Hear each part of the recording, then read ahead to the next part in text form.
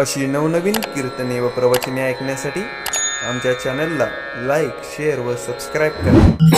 गडोत्याचा समागम, गडोत्याचा समागम, ज्याचे प्रेम विठ्ठली. सहजा त्यांच्या ऐकता गोष्टी, परमार्थ पोटी दृढावे.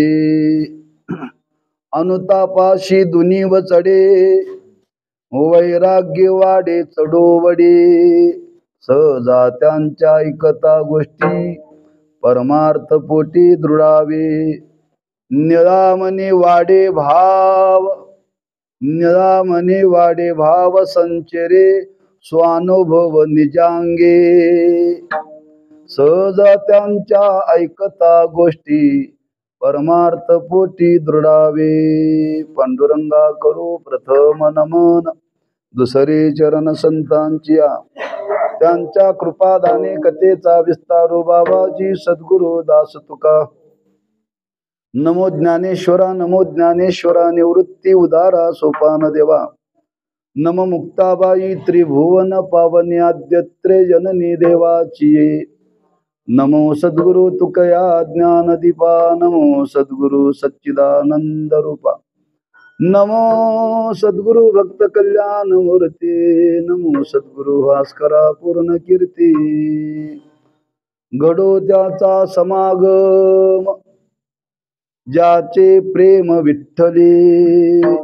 सहज त्यांच्या ऐकता गोष्टी, परमार्थ पोटी दृढावे.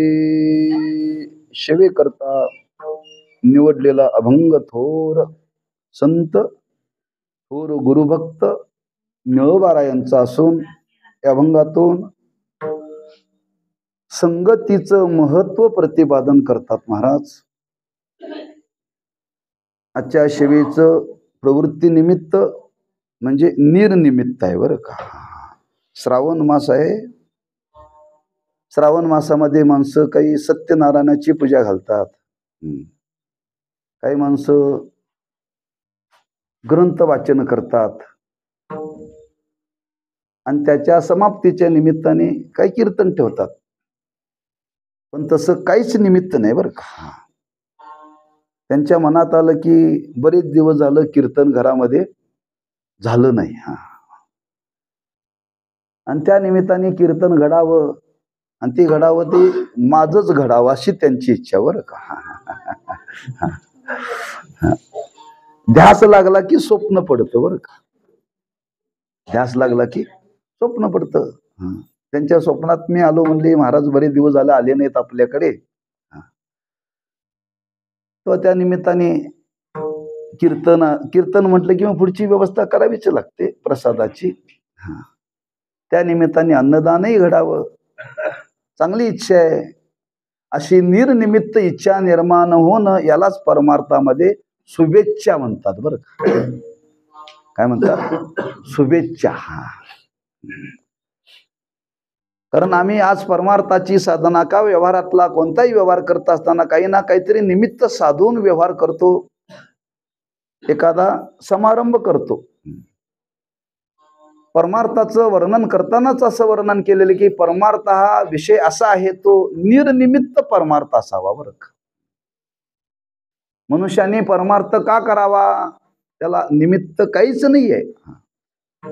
माऊलींनी वर्णन केले, आपणच आपल्याला का आवडतो, प्रियाची परमशिवा शिमा, तो आवडे माऊली आत्मा.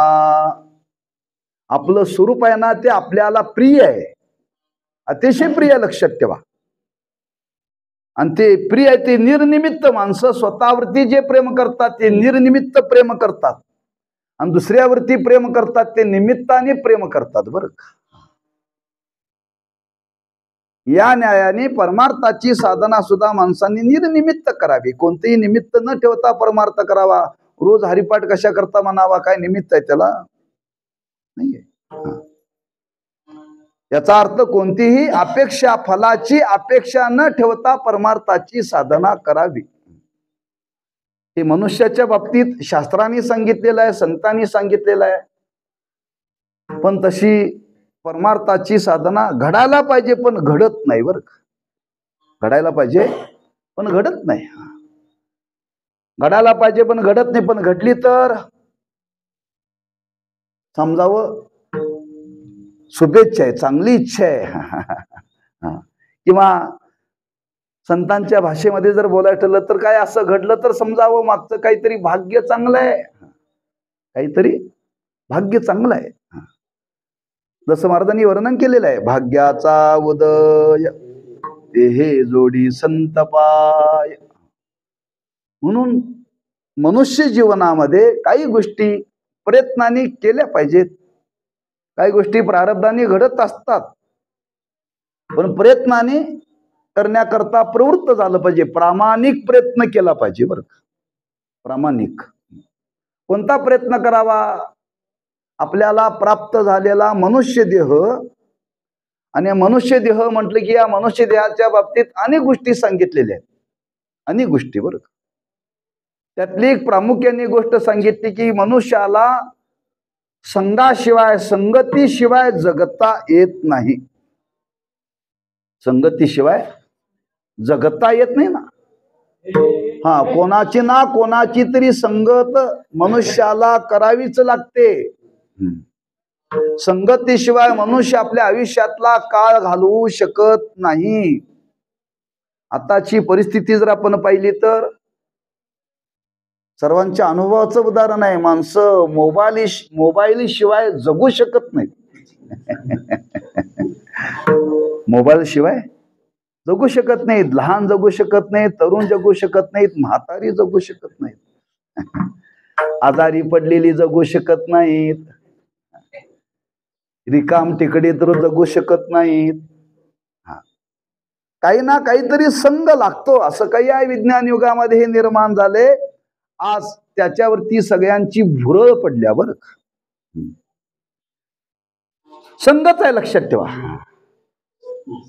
संगतीशिवाय राहू शकत नाही. आज ज्या घरी गेलो होतो त्या लहान मूल 2-3 वर्षाचं, ती आई आजोबा त्याला सांगत होती, बाळा जेव. ती म्हटली मोबाईल दिलं तर जेवणार. मोबाईल दिलं तर जेवणार. मी त्याला म्हटलं, अरे मोबाईल बघत जर खाल्लं तर वाढलेलं ताटातलं तिखट लागते. ते म्हणजे तुम्हाला लागते, मला लागत नाही म्हटलं. म्हणजे लहान मुलं आहे आणि ते अपेक्षा करतं संगतीची बरं का. तात्पर्य संगतीशिवाय माणसाला जगता येत नाही. कोणाचा नाही कोणाचा तरी संग मनुष्याच्या जीवनामध्ये लागतोच. मग संगतीशिवाय जगता येत नाही, पण कोणाच्या संगतीत जगावं? ज्यांच्या संगतीत जगावं की ज्यांच्या संगतीत जगल्यानंतर मानवी जीवनाचं भलं होईल. तुका म्हणे जिने तुका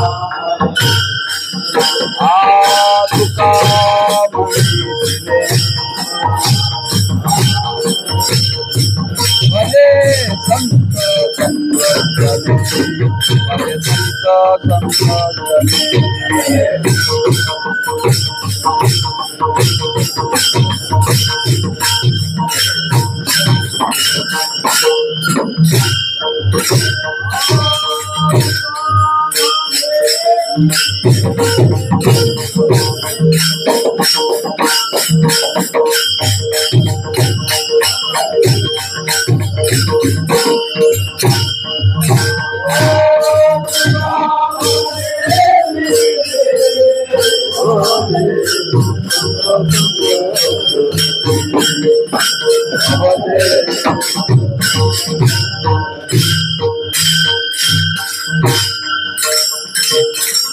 तुका म्हणे जिने भले संत संगष्टने. आपल्या जीवनाचं भलं होईल, किंबहुना अशांच्या संगतीमध्ये जगावं. आपल्या जीवनाची किंमत वाढली पाहिजे बरं का.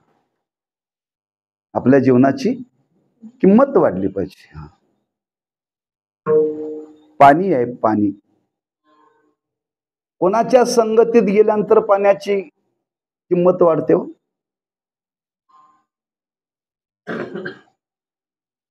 पाणी कसं लिटर आहे? 5.5 रुपये बरं. पॅकिंग करून ते 20 रुपयाला येते हो. दूध किती रुपये लिटर आहे? 60, 70, 80. ते पाणी जर दुधाच्या संगतीत गेलं तर दुधाची जेवढी किंमत आहे तेवढी पाण्याला किंमत येते. पाणीच आहे, पण पाणी नुसतं जर विकलं तर पाण्याला किंमत नाही. पण तेच पाणी जर दुधाबरोबर विकलं तर, म्हणून माणसं दुधात पाणी घालून विकतात.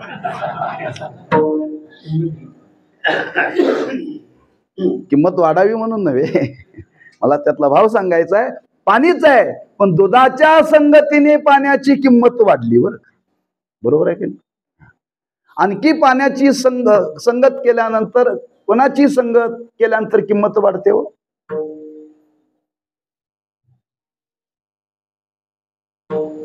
ओहोळाचं पाणी नदीला गेलं. ओहोळाचं पाणी नदीला गेल्यानंतर ते ओहाळाचंच पाणी आहे, पण ओहाळामध्ये असलेल्या पाण्याकडे माणसाची बघण्याची दृष्टी चांगली नाही, तिरस्काराची आहे. पण तेच पाणी जर गंगेला गेलं, नदीला गेलं तर माणसं तीर्थ म्हणून त्याचा स्वीकार करतात.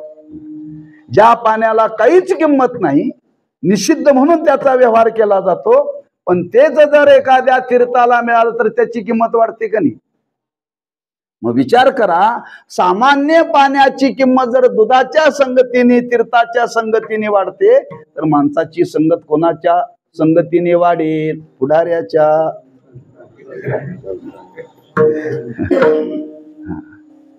ज्यांच्या संगतीत गेल्यानंतर आपली किंमत वाढेल. असे या जगतावरती असं जीवन कोणाचं आहे? एक साधूचं जीवन आहे, संतांचं जीवन आहे बरं. संतांचं जीवन आहे. एवढी किंमत वाढते, जेवढी किंमत संतान आहे तेवढीच किंमत त्या मनुष्याला प्राप्त होते. मनुष्याला प्राप्त होते. प्रसिद्ध उदाहरण आहे द्यायचं ठरलं तर,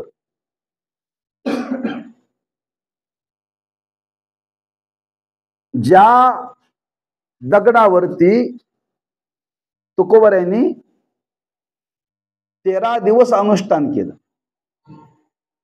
कशावरती? दगडावरती बसून. अन्न पाणी सोडलं बर का. आणि अन्न पाणी सोडून जी इंद्रायणीमध्ये गाथा बुडवली होती ती गाथा वर यावी म्हणून दगडावरती बसून 13 दिवस अनुष्ठान केलं. 13 दिवसाने ती गाथा आली. तुकोबारांचं अनुष्ठान संपलं. तो दगड तिथं न राहता तो दगड देवळात आला बर का. तो दगड देवळात आला आणि भिंतीला बसवला. छे, भिंतीला बसवला नाही. जी तुकोबारांची योग्यता, ज्या तुकोबारांची पूजा केली जाते, ज्या तुकोबारांची पाया पडली जाते, त्या दगडाची रोज पूजा केली जाते आणि लाखो लोक पाया पडतात. परिणाम कशाचा? संगतीचा. संगतीने किंमत वाढते. मग कुणी म्हणेल मी निषेधात्मक थोडं बोलतो, घेऊ नका, सोडून द्या ऐकून बरं का. दुधाच्या संगतीने पाण्याची किंमत वाढली, तीर्थाच्या संगतीने पाण्याची किंमत वाढली. तेच पाणी जर सरकारी, देशी सरकारी मध्ये जर गेलं तर किंमत वाढते, पण ती किंमत नव्हे बर का. वाटोळ करतं जीवनाचं हो. कोणी म्हणेल शंकाने, अहो काव महाराज, त्यात ते माणसं पाणी ओतून घेतात म्हण. काय घेतात म्हणून? नुसतं घेत नाहीत म्हण, पाणी थोडस त्यात घालावं लागतं म्हण. आता पाणी घालावं लागतं, त्या पाण्याची किंमत वाढली का नाही? पण ते चांगलं आहे का? नाही. म्हणून शब्द वापरलाय भले. अशांच्या संगतीमध्ये आपल्या आयुष्याचा काळ घालावा, अशांची संगत जीवनामध्ये घडावी की आपल्या जीवनाचं भलं नाम परम कल्याण व्हावं. म्हणून आपण रोज जीवनामध्ये प्रयत्न करावा. चांगल्याच्या संगतीमध्ये किती काळ जाईल प्रयत्न करायचा, प्रामाणिक प्रयत्न करायचा बरं. मग चांगल्यांच्या संगतीत म्हणजे कोणाच्या संगतीत आयुष्याचा काळ घालावा? अहो संतांच्या म्हणजे कोणत्या संतांच्या? आडनावाच्या का? आडनावांच्या नाही. महाराज म्हणतात ज्यांचं जीवन त्या भगवंताच्या नामचिंतनामध्ये रंगलेलं आहे, हा, नामचिंतनाशिवाय जे महात्मे जीवनामध्ये काहीच घडत नाहीत, अशांच्या संगतीमध्ये आयुष्याचा काळ जावा, त्याचं लक्षण महाराज अभंगाच्या पहिल्या चरणात सांगतात. समागम, गडोत्याचा समागम.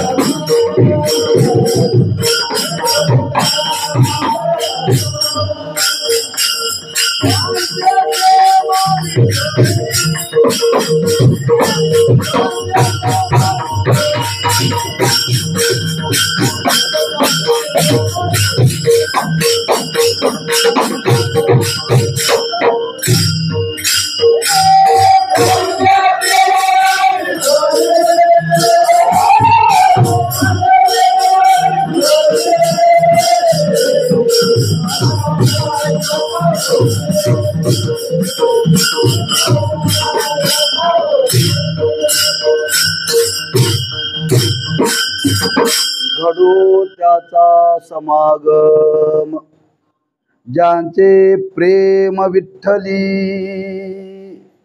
ज्यांच्या अंतःकरणामध्ये देवाविषयी प्रेम आहे, नाम विठ्ठलाविषयी प्रेम आहे, अशांचा जीवनामध्ये समागम म्हणजे संगती बर का, हा, घडली पाहिजे, प्रयत्न केला पाहिजे बर का. हा, कारण चांगल्या लोकांचा संग सजासजी घडत नाही, प्रयत्न करावा लागतो. हा, चार माणसं जर एकत्र आली येणारी चांगली सगळी असतात असं काही नाही बरं का. हा, दिवसभराचा तुम्ही आढावा घ्या, उठल्यापासून संध्याकाळपर्यंत आपल्याला जी सकाळपासून संध्याकाळपर्यंत जी भेटतात ती जवळजवळ बिनकामाचीच भेटतात बरं का. कामाची कोणी भेटत नाही. त्यातून प्रयत्न करावा. हा, एखादा तरी आपल्याला दिवसभरामध्ये एखादा तरी चांगल्याचा संघ घडावा. प्रयत्न करण्याची गरज आहे. प्रयत्न करून तुम्हाला जर ती घडली नाही तर मग पुढं त्याचा प्रारब्धाचा संबंध मांडलेला आहे, संचिताचा संबंध सांगितलेला आहे. पण महाराजांनी इथं सांगायचं आहे, घडो त्याचा समागम. अशांचा जीवनामध्ये संग घडावा, त्यांची संगती घडावी, की ज्यांचं प्रेम विठ्ठलावरती आहे. का? आम्ही तुम्ही प्रपंचामध्ये राहतो आणि प्रपंचामध्ये राहत असल्यामुळं आज आमच्या तुमच्या जीवनाचा विचार केला तर प्रत्येकाच्या अंतःकरणामध्ये आसक्ती आहे. प्रत्येकाच्या अंतःकरणामध्ये आसक्ती आहे. हा प्रापंचिक म्हटला की तो आसक्त आलाच. कोणी असला, कीर्तनकार जरी असला तरीही, बरं का. पण प्रापंचिक जीवन आहे हो, प्रापंचिक जीवन आहे.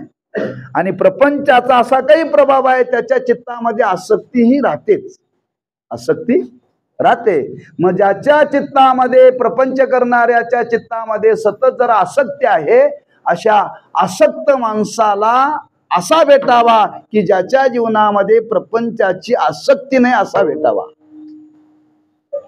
प्रपंचाची आसक्ती नाही असा भेटावा. मग तो कसा भेटावा? प्रपंचाची आसक्ती नाही, पण देवाची आसक्ती आहे. देवाची आसक्ती आहे ना, देवाविषयी प्रेम आहे त्यांच्या अंतःकरणामध्ये. किती प्रेम आहे? ज्यांचे प्रेम विठ्ठली, ज्यांचा आवडता देवा,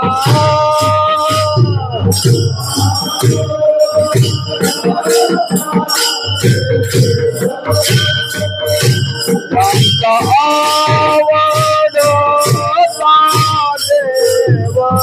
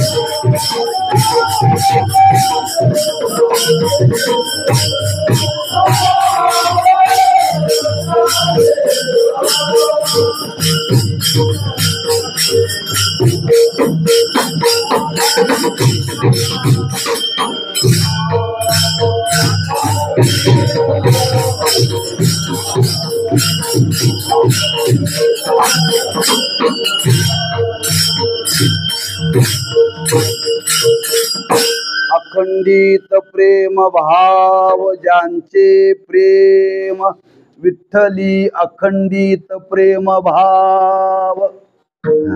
आमचाही प्रेम भाव आहे एकादशी पुरता, वारी पुरता, सप्ताहा पुरता. आमचं प्रेम ओसंडून वाहत आहे प्रेम,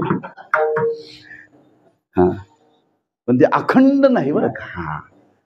असं अखंड प्रेम कोणाच्या अंतःकरणामध्ये आहे? संतांच्या अंतःकरणामध्ये आहे बरं का. तुम्ही संतांना कधीही भेटा, कधीही भेटा. जरी ते प्रपंच करत असले तरी त्यांच्या चित्तामध्ये मात्र देवाविषयीच प्रेम असतं बरं का. देवाविषयीच प्रेम असतं. एक सद्ग्रस्त कबीर महाराजांच्याकडे गेले. आता कबीर महाराज शेले विणायचं काम करत होते. शेले विणायचे काम करत असताना काय रिकाम करत नव्हते, भगवंताचं नामस्मरण करायचे. नामस्मरणाशिवाय ते जीवनामध्ये काही करत नव्हते, लक्षात ठेवा. आणि गेले एक ग्रस्त भेटायला, नमस्कार केला. म्हणजे महाराज आपल्या भेटी करता, दर्शना करता आलोय. बसले. महाराजांचं काम चालू होतं शेला विणायचं. त्याला वाटलं आपण बसलोय काहीतरी महाराजांना विचारावं.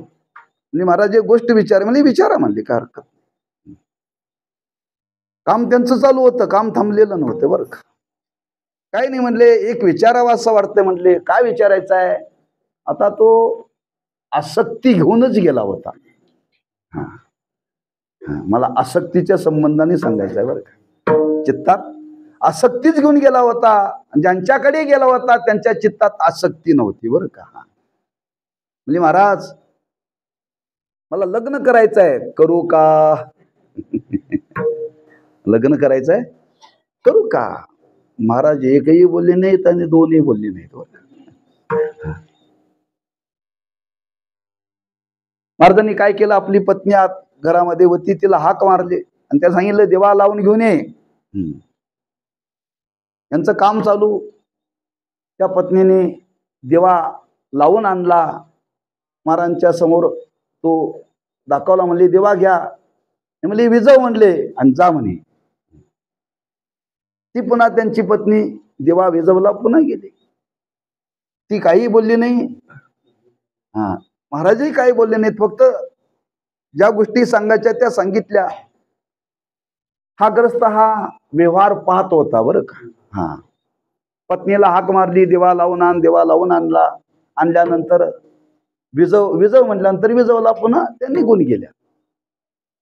महाराज आपल्या साधनेमध्ये त्या कामामध्ये रमलेले होते. त्या ग्रस्तांनी हो महाराज मी आपल्याला प्रश्न विचारला. महाराज म्हणले मी तुला उत्तर कधीच दिले. म्हटले मी तुला उत्तर कधीच दिले. मी असं काय तुला सांगत बसायला मी कसा रिकामाटेकडा नाहीये. तुला जे उत्तर द्यायचं ते उत्तर दिलेलं आहे. हो दिला असेल, पण मला लक्षात आलं नाही असं म्हण तुला सांगतो. तू कशा करता आला माझ्याकडे? आसक्ती गुण आला. लग्न करू का?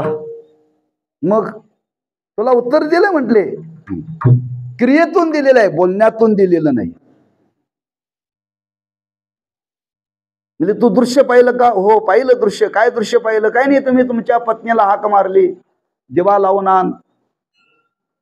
दिवसा सूर्य उगवलेला होता, 12 वाजता आण म्हटल्यानंतर तुमच्या पत्नीनं आणला. आणल्यानंतर तुम्ही थोडा वेळ पाहिलं, विजव म्हणून सांगितलं, त्यांनी विजवला, निघून गेला. मग तू याच्यातून तुला काय कळालं? म्हणजे काय कळालं नाही. अरे 12 वाजता दिवसा सूर्याचा प्रकाश एवढा अलग आहे, अशा अलग्य प्रकाशामध्ये दिव्याची गरज आहे का? पण ज्याला आण म्हणून सांगितलं तिनं एकही प्रत्युत्तर दिलं नाही. आणि विजव म्हटल्यानंतरही प्रत्युत्तर दिलं नाही. जी नकारात्मक सांगितल्यानंतर सुद्धा आपल्या बोलण्याला प्रतिकार करत नाही, अशी जर तुला भेटत असेल तर कर.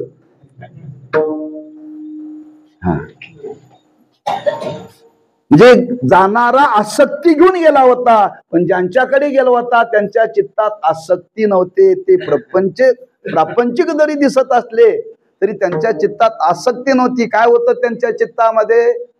अखंडित प्रेमभाव. म्हणजे त्या प्रेमभावाचा त्यांच्या जीवनामध्ये एवढा प्रेम होता भाव की महाराज म्हणतात ज्यांचे प्रेम विठ्ठली. कितीतरी उदाहरण संत जीवनातले आहेत बरं का. ज्यांच्या चित्तामध्ये विठ्ठलाविषयी अखंड प्रेम आहे, त्यांचा संबंध जिथं जिथं येतो तिथं आपल्याला त्या प्रेमाचाच अनुभव येईल बरं का. प्रेमाचाच अनुभव येईल. संत जनाबाईचं जीवन आहे. संत जनाबाई काय करत होत्या? अनेक कामं नामदेव महाराजांच्या घरामध्ये करत होत्या त्या बरं का. त्या अनेक कामापैकी काम करायच्या. त्या काय करायच्या? गोवऱ्या लावायचं काम करायच्या. गोवऱ्या. पण गोवऱ्या लावत असताना विठ्ठल विठ्ठल विठ्ठल विठ्ठल ज्यांचे प्रेम विठ्ठली. आम्ही देवळात येऊन सुद्धा विठ्ठल म्हणत नाही. गोवऱ्या लावताना कसं येईल हो? म्हणजे व्यवहार करत होत्या, शेणी लावत होत्या, भांडी धुत होत्या, धुणं धुत होत्या, दळत होत्या, प्रत्येक क्रिया करत होत्या, पण प्रेम कुठं होतं?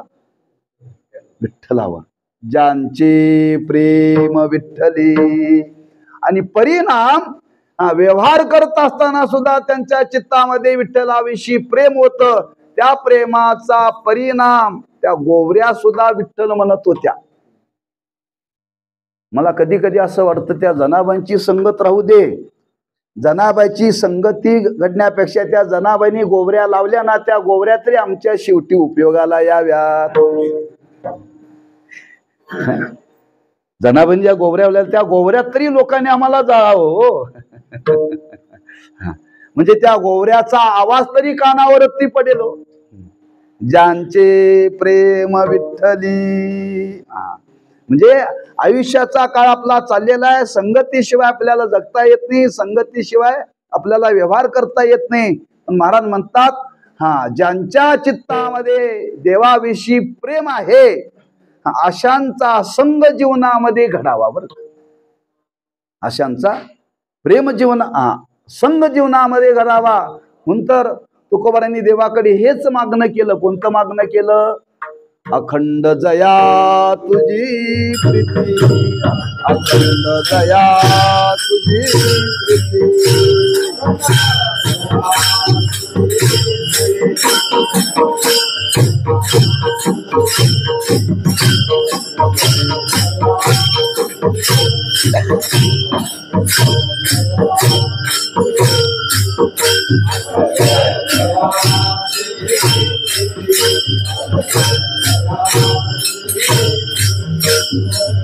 दयाची संगती मध्ये, दयाची संगती.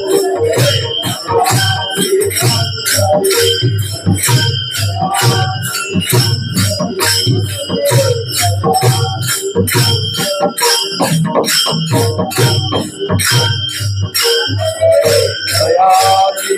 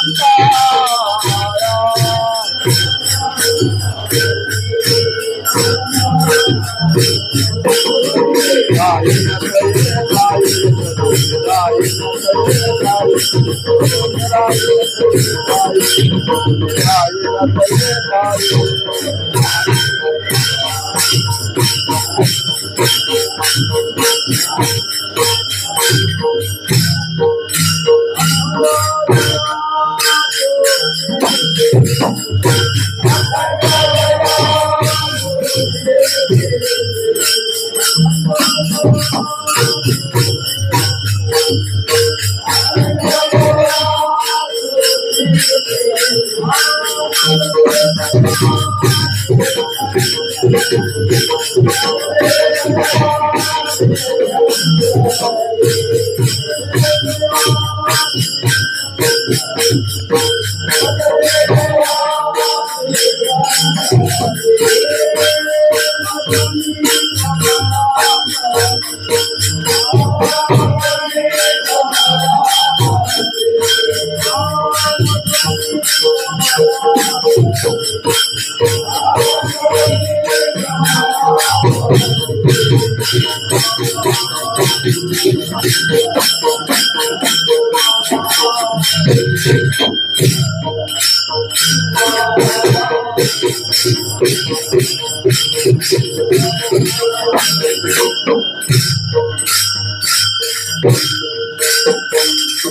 अखंड दया तुझी प्रीती, ज्यांचे प्रेम विठ्ठली. ज्यांच्या चित्तामध्ये देवाविषयी प्रेम आहे. का बरं महाराज असं वर्णन करतात? ज्याच्या संगतीमध्ये जावं त्या संगतीत जाण्याने आपल्या जीवनावरती त्या संगतीचा परिणाम होतो. बरं का, संगतीचा परिणाम होतो. आपल्याला त्याचा अनुभव आहे. तंबाखू खाणाऱ्याच्या संगतीत गेलं तर कधीतरी हळूहळू त्या तंबाखू विषयी प्रेम निर्माण होतं बरं का. पण तंबाखू खाणारे भजन करण्याच्या संगतीत आले तर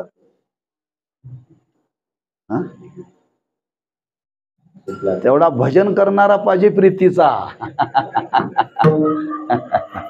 तेवढा भजन करणारा प्रीतीचा पाहिजे.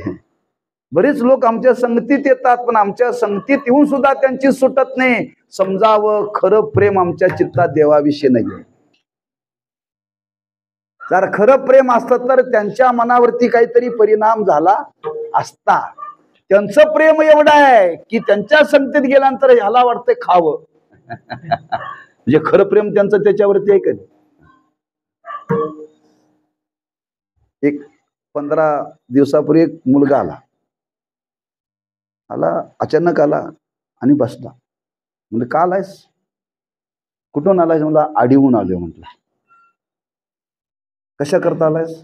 माळ घालायचे म्हटलं. मला कोण पाठवलंय? आता मध्यस्थी माणसांनी फोन केला म्हणजे महाराज त्याला पाठवले बघा म्हणले त्याच्याकडे. काय करतो? मी म्हणला मिलिटरीमध्ये आहे म्हटलं. मी मिलिटरीमध्ये आहे. तरुण अगदी बरं का. कधी म्हणला 2 वर्ष झालं मिलिटरी गेलोय म्हटलं. आता का आला? आजोबा वारलेत म्हणून आलोय म्हणाला. आजोबा वारले आलोय पण गल्लीतली पोरं काय मला सोडायला तयार नाहीत म्हणाला. गुरु संध्याकाळी घेऊन चाललेत. 4 दिवसात 2 वेळा पडलो. 4 दिवसात तो तोंडाने सांगायला लागला बरं का मला. आणि काही करा मला घाला. म्हणलं सुतक संपलं का? नाही म्हणला. आज 3 दिवस झाले ना आमच्या 3ऱ्या दिवशी सगळं आवरतात म्हणा. मग सुतक संपल्यानंतर ये म्हटलं. नाही मला मी उद्या निघालो पुन्हा दुट्टीवरती. कुठं आहे म्हणला? तिकडं काश्मीरकडे कुठेतरी आहे म्हटलं. मग त्याला सांगितलं उद्या जाणार आहेस ना, आजचा एक दिवस सांभाळ म्हटलं त्याला. आजचा एक दिवस सांभाळ. आणि तो दिवस होता गटारी अमावस्याचा. गटारी अमावस्याचा. त्याला म्हटलं आज घरातून बाहेर पडूच नको. नाही फोन करता स्विच ऑफ ठेव. त्याला काय सांगितलं? स्विच ऑफ ठेव. तो एवढं प्रामाणिक सांगत होता महाराज मी मिलिटरीमध्ये आहे पण तिथं पित नाही पण इकडं आलं की ही पोरं मला सोडत नाही. संगत सांगायचंय मला. तिथं सगळं फुकट मिळतं म्हटला पण मी तिथं घेत नाही. पण इकडं आल्यानंतर एक दिवस रिकामा जात नाही. संगतीचा परिणाम. संगतीचा परिणाम. मग मी त्याला म्हटलं आजचा एक दिवस सांभाळ. उद्या रिझर्वेशन केले ना जा. का? सुतकात माळ घालता येत नाही म्हणून सांगितलं मी त्याला. सुतकात माळ घालता येत नाही. आता तू कधी येणार? 6 महिन्यांनी 8 महिन्यांनी. तोपर्यंत यांचा तुला संबंधच येणार नाही. काय 8 महिन्यानंतर ये. मला म्हणताय तो 8 महिन्यानंतर पुन्हा माझ्याकडे येणारच नाही आहे. म्हणजे इथं आल्यानंतर त्यांच्या संगतीत गेल्यानंतर त्या संगतीचा परिणाम घ्यावं असं वाटतं. बरोबर आहे की नाही? मला इथं भाव सांगायचा आहे. महाराज म्हणतात ज्यांचे प्रेम विठ्ठली. ज्यांच्या चित्तामध्ये प्रेम आहे अशांच्या संगतीत. ते नुसतं प्रेम नाही त्याच्याकरता मी आपल्याला प्रमाण दिलं. अखंड प्रेम आहे. आणि अखंड प्रेम ज्यांच्या संगतीमध्ये आहे अशांच्या संगतीमध्ये जर आपण गेलो तर प्रापंचिक लोकातली चित्तातली आसक्ती कमी होईल आणि देवाविषयी प्रेम वाढेल. हा संगतीचा परिणाम आहे बरं का. संगतीचा परिणाम आहे. वाल्या कोळ्याच्या जीवनातला भाव काय होता आणि संगतीने भाव काय झाला. कुणाची संगत घडली? अबोपवाल्यांची नव्हे. ज्याचे प्रेम विठ्ठली. ज्यांचा विना कधीही बंद नसतो. आमचा फक्त कीर्तनातच. पारा घेणारी सुद्धा विना वाजवत नाहीत सप्तातले लोक बर का. हा, आमच्या गावातला माहिती आहे ना चड्डीवाला, तो नुसता विना गळ्यात घेतोय, वाजवत सुद्धा नाही बरं का. हा, 4-4 तास 5-5 तास विना घेतोय, गळ्यात घालतोय, रामकृष्ण हरी म्हणत नाही. एखाद्या खांबाला अडकवणं काय त्याच्या गळ्यात घालणं काय सारखं. मला मुद्दा मांडायचा आहे, ज्याचे प्रेम विठ्ठली. बरं का, नारदांच्या जीवनामध्ये देवाविषयी अखंड प्रेम होतं आणि त्या प्रेमाचा परिणाम संगतीचा, वाल्याचं जीवन बदललं की नाही, त्याला म्हणतात घडो त्याचा समागम. ज्याची प्रेम विठ्ठली, हा, ज्यांच्या चित्तामध्ये अखंड प्रेम आहे अशांचा संग घडावा. महाराज म्हणतात नुसता संग नाही, अशांच्या संगतीत जर आपण गेलो आणि त्यांचे सहज शब्द जरी कानावरती पडले तर काय घडतं. अभंगाच्या दुसऱ्या चरणात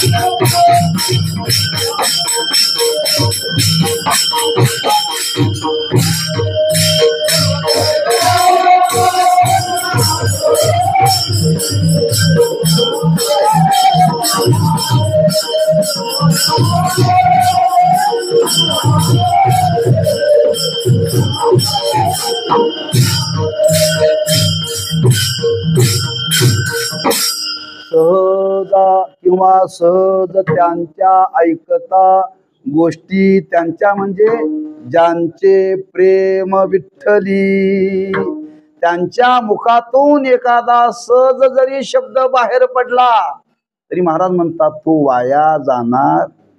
परमार्थ पोटी, पोटी म्हणजे अंतःकरण, हा, त्या अंतःकरणामध्ये त्यांचा शब्द जरी येऊन जर टेकला, तो भिडला, तर आमच्या तुमच्या परमार्थाच्या विषयी जी भावना आहे ती दिवसेंदिवस दृढ होईल, वाढीला लागेल. बरं, हा शब्द वापरला, सहज त्यांच्या ऐकता गोष्टी, ज्यांच्या चित्तामध्ये देवाविषयी अखंड प्रेम आहे अशा महात्म्याच्या मुखातून एखादा शब्द जरी बाहेर पडला तर तो ऐकणाऱ्याच्या मनावरती परिणाम करतो. बरं का, परिणाम करतो का, ते वाणीचं सामर्थ्य आहे, त्यांच्या वाणीचं सामर्थ्य आहे. आपल्याला चरित्राचा भाग माहिती आहे, ज्यावेळी ही 4 भावंड त्या नेवासा क्षेत्रामध्ये आली, आणि नेवासा क्षेत्रामध्ये आल्यानंतर एका असदग्रस्ताची अंत्ययात्रा निघाली होती. मग पूर्वीचा काळ होता सती जाण्याचा. त्या मातेनं पाहिलं ही 4 भावंड म्हणजे ही संत मंडळी आलेले आहेत, आता आपल्याला जावं लागणारच आहे पती बरोबर, यांचं दर्शन घ्यावं, यांचं दर्शन घ्यावं. दर्शन घेतल्याबरोबर ज्ञानेश्वर महाराजांनी आशीर्वाद दिला, सौभाग्यवती भव. तिचा नवरा मेलाय, अंत्ययात्रा निघालेली आहे, आणि ज्ञानेश्वर महाराजांच्या मुखातून शब्द निघाला, प्रयत्नाने निघाला का सहज निघाला? हो, सहज. सौभाग्यवती भव असा सहज शब्द निघाला. परिणाम त्याला जिवंत व्हावं लागलं, त्याला जिवंत व्हावं लागलं. आमच्या तुमच्या मुखातून जर शब्द बाहेर पडला तर जिवंत असलेली मरतील, जिवंत असलेली मरतील. त्यांच्या मुखातून सहज शब्द बाहेर पडला, मेलेली जिवंत होतात. सहज बोलणे हित उपदेश करुणी सायाच.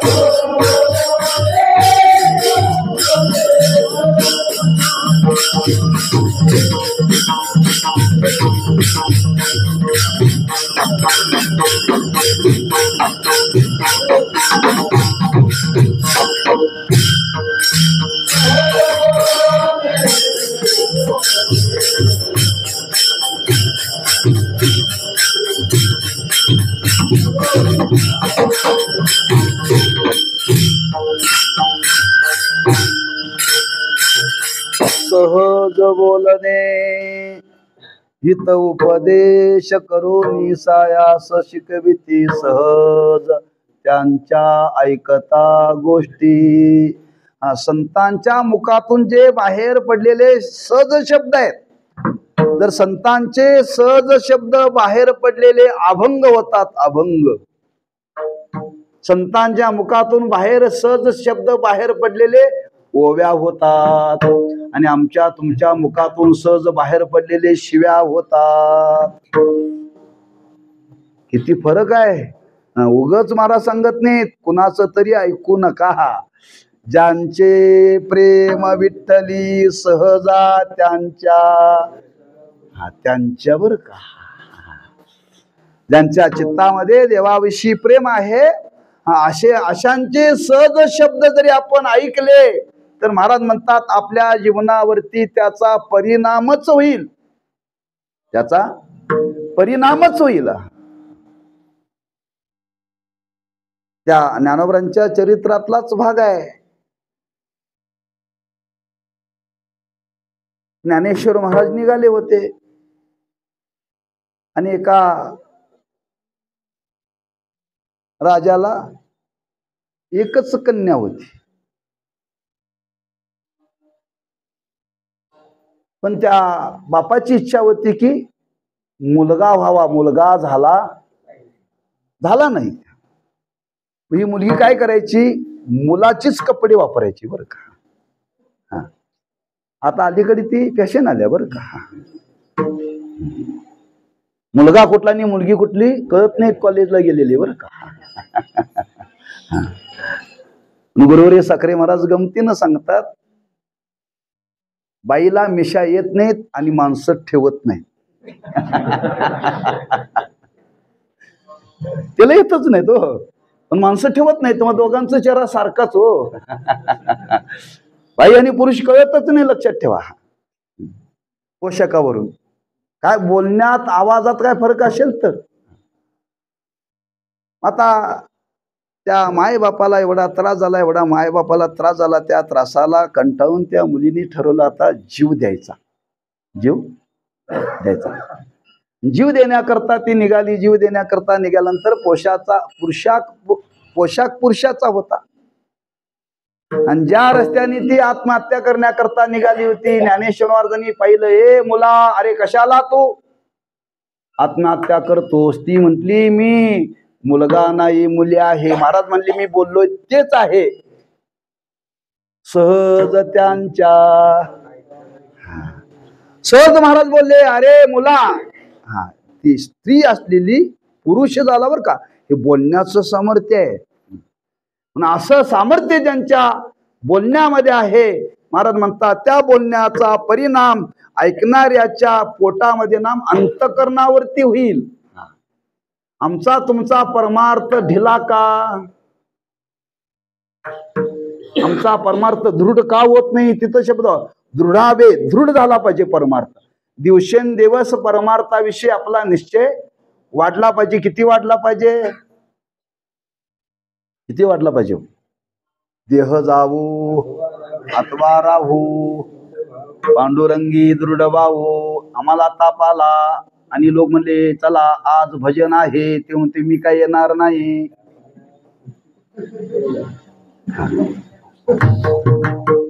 जे ताप आला तर आपण देवळाकडे येत नाही, पण ताप आला म्हणून काय भांगलाचं थांबलंय? म्हणजे परमार्थाविषयी आपल्या अंतकरणामध्ये दृढता नाही बरं का, लक्षात ठेवा. का? संगतच आमच्या जीवनामध्ये अशांची नाहीये हो. हा, प्रपंच सोडण्याकरता सांगितलेलं नाही, म्हणून आपल्या समोर थोडासा मुद्दा ठेवलाय. हा, प्रापंचिक लोकांच्या अंतकरणामध्ये, त्या प्रपंचामध्ये राहून हळूहळू त्याच्या चित्तातली आसक्ती व्हावी आणि परमार्थाविषयी प्रेम वाढावं. इतकं वाढावं की शेवटी कालांतराने ते दृढ व्हावं. बरं, कालांतराने ते दृढ व्हावं. आणि त्या दृढतेचा परिणाम एकदा त्यांच्या वचनाचा संबंध आपल्या अंतकरणाशी आला ना, मग ते एकदा दृढ झालं की बदलत नाही बरं का, बदलत नाही. मग त्या वाणीमध्ये सामर्थ्य आहे. आणखी एक प्रसंग आहे, आठवला म्हणून आपल्याला सांगतो. ज्ञात आपल्याला सहज त्यांच्या ऐकता गोष्टी, त्या संबंधाने सांगतो.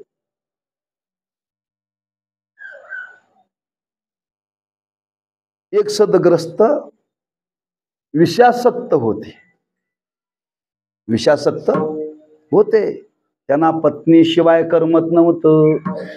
पत्नीशिवाय करमत नव्हतं. योगायोगाने पत्नी गेली माहेरला.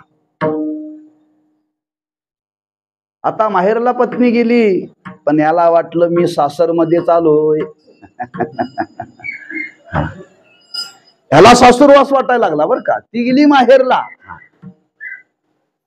त्याच्या जीवनाचा घाळमेळ झाला, काही कळेना. त्याला वाटलं काही हो, आज रात्रीला तिला भेटायला जायचं ठरवलं. आणि ठरवल्याबरोबर वरूनही ठरवलं, वरून देवाने पाऊस पाडायचा. एवढा पाऊस पडला, एवढा पाऊस पडला. आता तिला भेटायला जाण्याकरता त्या गावाच्या मध्ये होती नदी, नावा नव्हत्या. आता जावं कसं? त्याला त्या नदीमध्ये काहीतरी वाहत येतेलं दिसलं बरं का. त्यांनी विचार केला, हे तरंगायला लागलंय. काय तरंगायला लागले? याच्या आधाराने आपल्याला पलीकडे जाता येईल. म्हणून त्यांनी उडी मारली आणि त्याला धरून ते वाहत वाहत वाहत एका कडेला आलं. ज्याला धरून आलं होतं ते होतं मड. ते होतं मड बरं का. ते एकदा पाणी जाऊन फुगलं ना, ते बुडत नाही बरं का. पाणी जाऊन फुगलं की ते बुडत नाही. आता त्याला जो कोणी धरेल त्याला ते बुडवेल नाही, बुडवत बरं. आणि अशा त्या पुरातून अलीकडे आला, गावात गेला. आता रात्र झालेली आहे, अंधार पडलेला आहे. आता त्याला माहिती होतं पत्नीवरती राहते. वर चढावं कसं, इकडं तिकडं पाहिलं तर एक दोर लोंबकळत होता. त्याला बहुतेक वाटलं हिला माहिती असेल मी रात्री येणार आहे, हिने व्यवस्था करून ठेवलेली आहे. मग त्याला धरला आणि त्याला धरून वरती गेला. दार वाजवला, ती उठली. एवढ्या रात्रीत, एवढ्या पावसामध्ये, आणि वर चढून आला कसं काय? त्यांनी सगळं घडलेलं सांगितलं बरं का.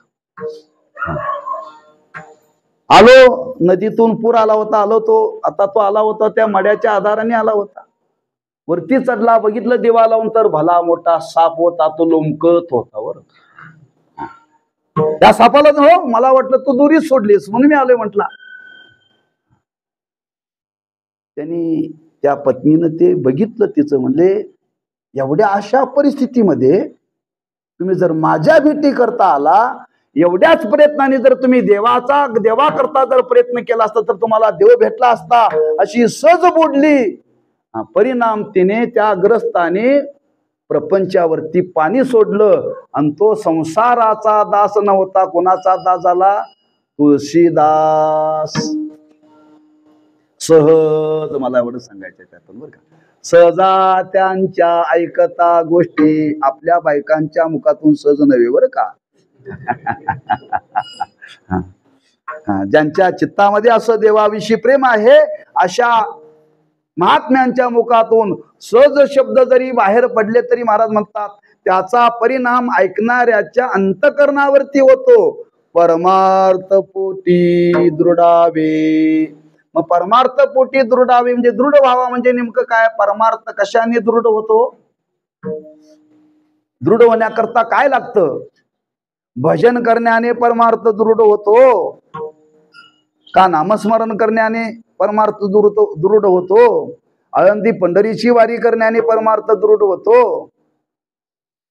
का कीर्तन करण्याने होतो? कशाने होतो? परमार्थ दृढ होण्याकरता वैराग्य लागतं. वैराग्याशिवाय परमार्थ दृढ होत नाही. धर सोड का आमच्या तुमच्या जीवनामध्ये वैराग्य नाही. आम्ही जरी वारीला जात असतो, माणसं चातुर्मास राहतात पंढरपुरामध्ये बरं का. चातुर्मास 4 महिने गावाकडे येत नाहीत. 4 महिने गावाकडे येत नाहीत. गावाचं तोंड बघत नाहीत. वैराग्य आहे का नाही? 4 महिने गावाकडे यायचं नाही. सोपं आहे का? आम्ही वारीला जातो, 17 दिवस जातो. माणसं द्वादश सोडायला घरी येतात. मी बऱ्याच लोकांना म्हणलं तुम्ही आळंदी पासून पंढरपुरामध्ये चालता, अरे कमीत कमी क्षीरापत तरी घेऊन या ना. माणसं क्षीरापतीला सुद्धा थांबत नाही. जवळ 50% लोक वारी अपूर्ण आहे हो. पूर्ण ज्ञानोबरांच्या सोयाबरोबर चालतात. मी म्हणतो काला राहू दे, पण क्षीरापत तरी घ्या ना. संध्याकाळी रात्री निघा ना. क्षीरापत झाल्या तरी माणसं निघत नाहीत. मग 17 दिवसाचं वैराग्य गेलं कुठं हो? हे वैराग्य आहे?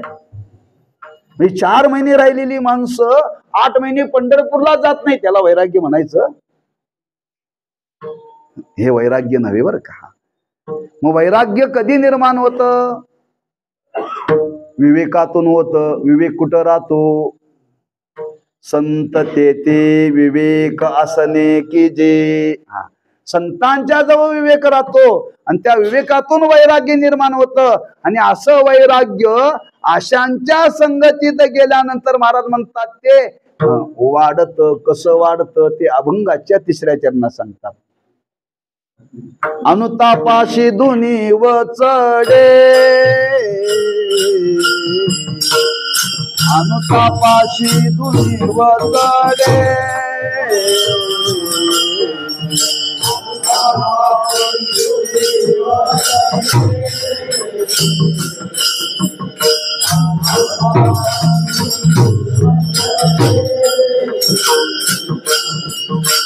अनुतापाशी धुनी व चढे, अनुतापाची दुनी वकडे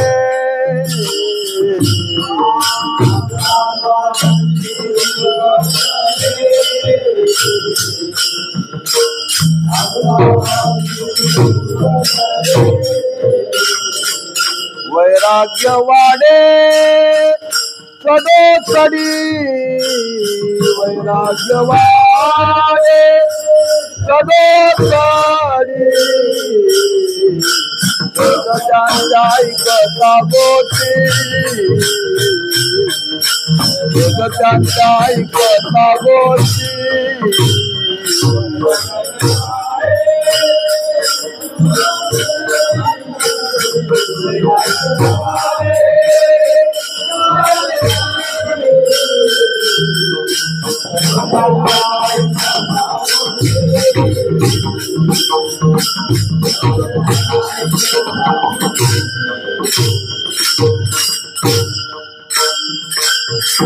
अनुतापाशी दुनी वचडे दुनी म्हणजे दुप्पट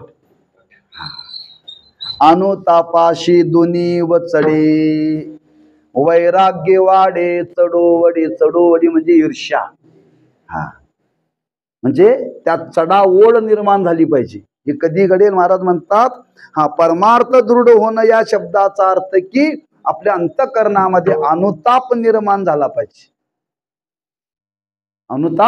अनुताप निर्माण झाल्यानंतर मग पुढे वैराग्य निर्माण होतं बरं मग अनुताप कधी होईल चांगल्या गोष्टी ऐकल्यानंतर का वाईट गोष्टी ऐकल्यानंतर चांगल्या आपण जर संतांच्या मुखातून जर काही गोष्टी चांगल्या ऐकल्या तर ऐकण्याचा परिणाम अनुताप निर्माण होतो बरं हा दुनी दुप्पट होतो दुप्पट हा दाम दुप्पट तुम्ही जर बँकेमध्ये जर ठेवली 7 वर्ष तर दुप्पट होते बरं का बरोबर आहे ठेवायचे 5,000 आणि 7 वर्षांनी मिळतात किती 10,000 काय करावं लागत नाही फक्त ठेवायचं काय त्याचा प्रयत्न करावा लागतो काही नाही बरं का हा काही काल ठेवावा लागतो काही काल ठेवल्यानंतर ते दुप्पट होतं का नाही जर 7 वर्षांनी पैसे जर दुप्पट होतात तर अशांच्या संगतीत गेल्यानंतर आपल्या परमार्थाविषयी ज्या साधनेविषयी दुनीव निर्माण होणार नाही का होणार बरं का हा म्हणजे अनुताप कशाला म्हणतात अनुतापाचं वर्णन केले ज्ञानोबारांनी अनुताप तीर्थे नालेला ज्या प्रपंचामध्ये आपण राहतो त्या प्रपंचाचं कधीतरी आपल्याला स्वरूप कळावं बरं प्रपंचाचं स्वरूप कळावं आणि स्वरूप कळाल्यानंतर त्याच्या मनामध्ये जो निर्माण होणारा भाव त्या भावाला अनुताप म्हटलेला आहे बरं का अनुताप आणि वैराग्य याच्यामध्ये थोडस अंतर आहे बरं का अनुताप आणि वैराग्य याच्यामध्ये थोडस अंतर आहे अनुताप हा विवेकातून होत नाही वैराग्य विवेकातून होत हा फरक लक्षात ठेवायचा बरं का अनुतापाकरता विवेक लागत नाही पण वैराग्य निर्माण होण्याकरता विवेक लागतो लक्षात ठेवा पहिला अनुताप हवा हा घरातली माणसं बोलून बोलून बोलून बोलून बोलून तापलं पाहिजे काय तापलं पाहिजे जसं त्या चुलीवरती तवा ठेवला जातो तवा ठेवल्याबरोबर भाकर भाजते नाही का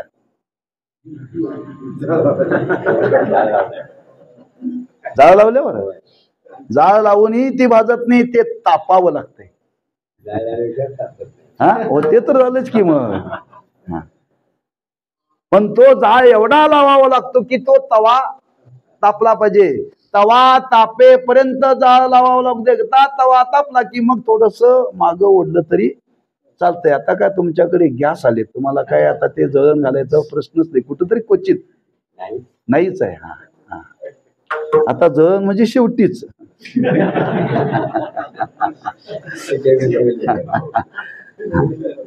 तात्पर्य लक्षात ठेवा तवा तापल्याशिवाय भाकरी भाजत नाही बरं का तसा अनुताप निर्माण झाल्याशिवाय माणसं प्रपंचातून बाहेर पडत नाहीत मग अशा अनुतापा कधी निर्माण होतो जर त्या महात्म्यांच्या संगतीमध्ये आपण जर गेलो तर त्या संगतीने त्यांचे शब्द आपल्या कानावरती पडल्यानंतर आपल्या अंतःकरणामध्ये अनुताप निर्माण होतो. नुसतं निर्माण होत नाही, महाराज म्हणतात तो दुपटीने वाढतो, त्याची वाढ होते. अनुतापाशी दुनी वचडे वैराग्य वाढे चढो वेडी चढो वडी. हा, चढाओढ निर्माण होते.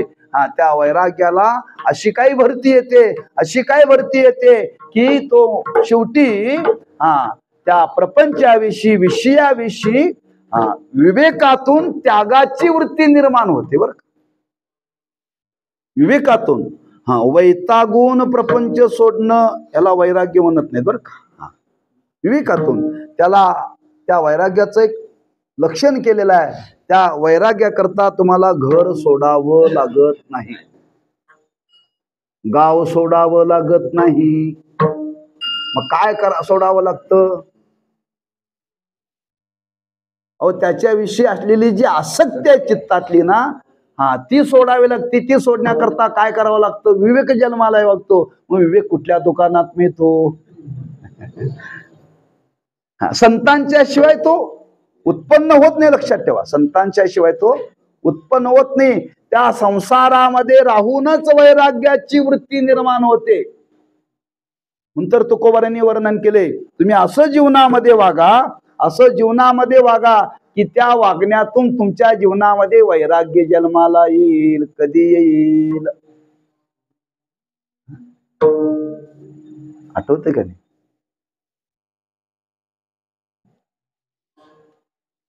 तुका म्हणे हेची आश्रमाचे फळ, तुका म्हणे हेची आश्रमाचे फळ.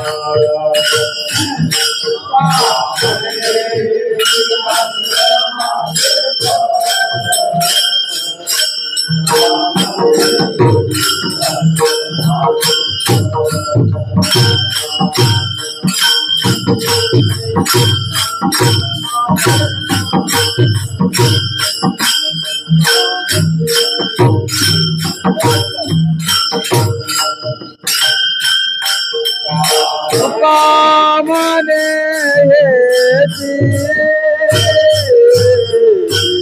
आश्रमाचे फळ,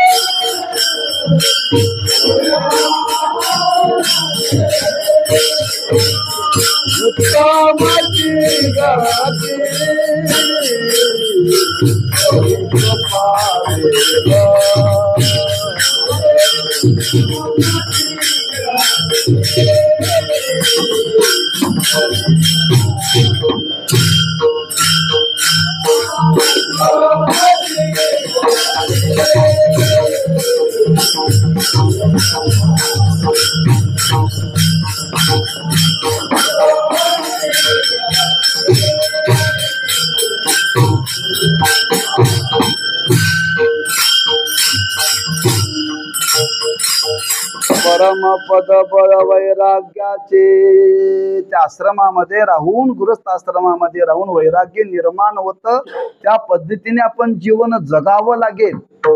हे जे वर्णन केलं तेच महाराज म्हणतात, अशांच्या संगतीमध्ये जर आपण राहिलो, अशांचा सहवास जीवनामध्ये जर घडला तर महाराज म्हणतात, अनुतापाशी दोन्ही वचडे वैराग्य वाढे चढोवडी.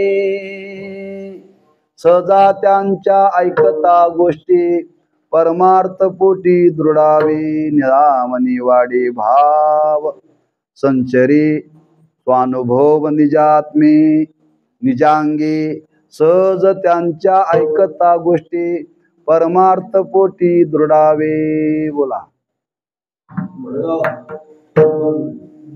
घडो त्यांचा समागम ज्यांचे प्रेम विठ्ठले सहज त्यांच्या ऐकता गोष्टी परमार्थ पोटी दृढावे. मनुष्य जीवन आहे आणि मनुष्य जीवनामध्ये चांगल्या गोष्टीविषयी अंतःकरणामध्ये दृढ निश्चय झाला पाहिजे बरं का. चांगल्या गोष्टीविषयी आणि चांगल्या गोष्टीविषयी आपल्या अंतःकरणामध्ये दृढ निश्चय व्हावा असं वाटत असेल तर महाराज म्हणतात त्या मानाचा आपल्या जीवनामध्ये संग घडला पाहिजे. त्या मानाने संग घडला पाहिजे.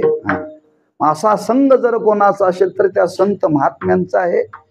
आणि असा संग जर आपल्या जीवनामध्ये घडेल तर एक एक गोष्टीचा आपल्या जीवनामध्ये काय काय परिणाम होईल महाराजांनी त्याची यादी दिलेली आहे की अनुताप दुपटीने वाढेल, वैराग्याविषयी चढावेड निर्माण होईल. तद्वत त्याच न्यायाने महाराज म्हणतात की अशा महात्म्यांचा संग जीवनामध्ये जर घडला तर महाराज म्हणतात आपल्या जीवनामध्ये परमार्थ करण्याकरता ज्या अनेक गोष्टी लागतात त्याच्यामध्ये भाव फार महत्वाचा आहे. भाव फार महत्वाचा आहे. आणि तो भाव आहे आमच्या तुमच्या अंतःकरणामध्ये, पण त्या भावाची वृद्धी झाली पाहिजे. भावाची वृद्धी झाली पाहिजे. भावाची वृद्धी कधी होते? भावाभावात भांडणं झाल्यावर. तो भाव नाही बरं काही. भाव म्हणजे देवाविषयी प्रेम, देवाविषयी श्रद्धा कधी कधी वाढते, ती कधीतरी वाढत नाही, लक्षात ठेवा. ज्यांच्या चित्तामध्ये भगवंताविषयी प्रेम आहे अशा प्रेम संपन्न महात्म्यांचा संबंध जीवनामध्ये आला तर त्या प्रेमाने, त्यांच्या संगतीने, त्यांच्या भजनाने तो भाव वाढतो. भाव वाढतो. किंबहुना ते महात्मे हेच काम करतात. वाढावया सुख, वाढावया भक्ती, वाढावया भाव.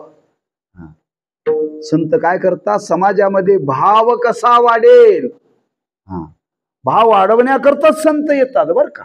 म्हणून आमच्या तुमच्याही अंतःकरणामध्ये देवाविषयी भाव प्रेम वाढावा असं वाटत असेल तर महाराज म्हणतात अशा महात्म्यांच्या संगतीने तो भाव वाढतो. निरामने वाढे भाव, निरामने वाढे भाव,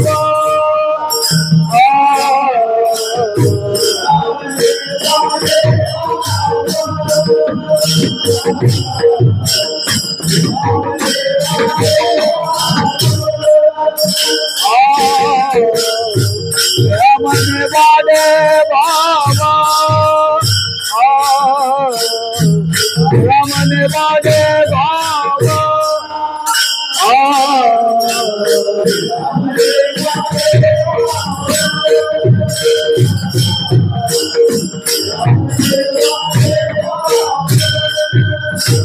संचरे निजात्मे, संचरे स्वानुभव निजांगे, त्यांच्या ऐकत्या गोष्टी, त्यांच्या ऐकत्या गोष्टी, संचरे स्वानुभव निजांगे, संचरे स्वानुभव निजांगे.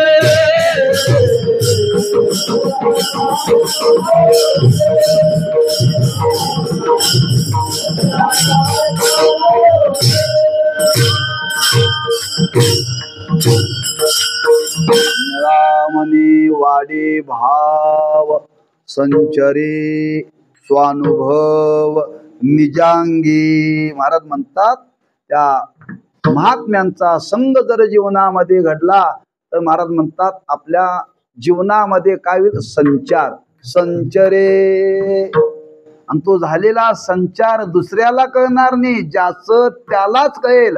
स्वानुभव निजांगे, आपल्या अंतःकरणामध्ये भाव वाढलेला आहे हे आपल्याला कळतं. लोकांनी म्हणून यांचा भाव वाढलाय अलीकडे.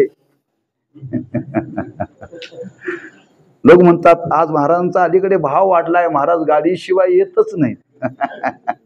हा भाव वेगळा बरं का, हा भाव वेगळा. खरंच आपल्या अंतःकरणामध्ये देवाविषयी भाव वाढलेला आहे की नाही हे ज्याचं त्याला कळतं. संचरे स्वानुभव निजांगी, निजांगी म्हणजे स्वतःलाच त्याचा आलेला अनुभव. आपल्या अंतःकरणामध्ये खरंच त्या संतांच्या संगतीमध्ये गेल्यानंतर भावाचा संचार झाला पाहिजे. संचार झाला पाहिजे म्हणजे ते आपल्या अंतःकरणामध्ये त्याची वृद्धी व्हावी, आणि ती वृद्धी त्या महात्म्यांच्या संगतीने होते. म्हणून महाराज म्हणतात त्या संगतीचा हा फार मोठा फायदा आहे. निरामनी वाडे भाव संचरे स्वानुभव निजांगे, सहज त्यांच्या ऐकता गोष्टी परमार्थ पोटी दृढावे. ज्ञानेश्वर माऊली ज्ञानराज माऊली तुकाराम.